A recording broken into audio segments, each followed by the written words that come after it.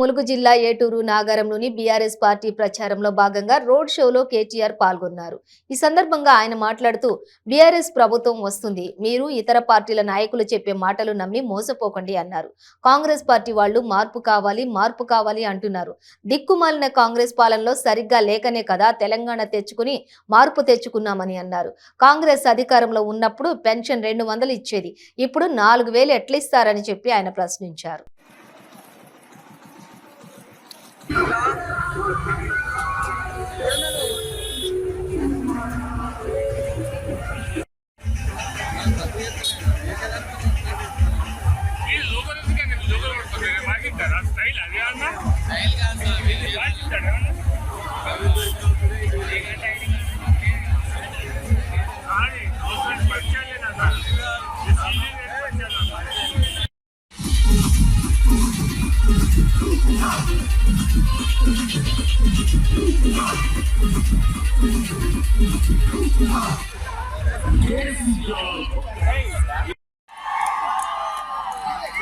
నన్ను సాగుకున్నా చంపుకున్నారు మీరే అవుతారు.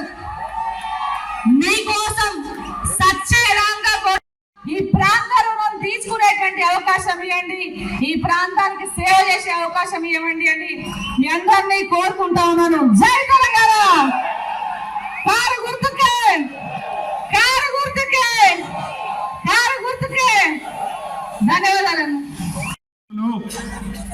జనవరి నెలలో కొత్త పెన్షన్లు, కొత్త రేషన్ కార్డులు కూడా తెచ్చుకోబోతా ఉన్నాం.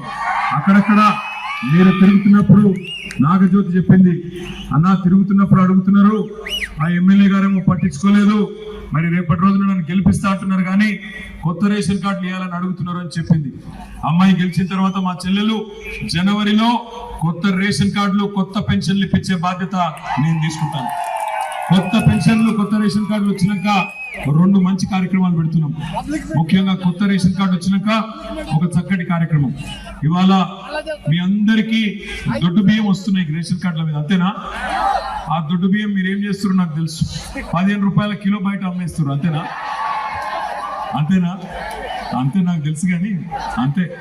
అందుకే మేము ఆలోచన చేసినాం. మేము కూడా ఇలా భారతదేశంలో తెలంగాణ నెంబర్ 1 అయింది వరి పండించుట్ల. బియ్యం పండించుట్లో నెంబర్ 1 రాష్ట్రం ఏది? ఏ రాష్ట్రం? ఎవరి వల్ల?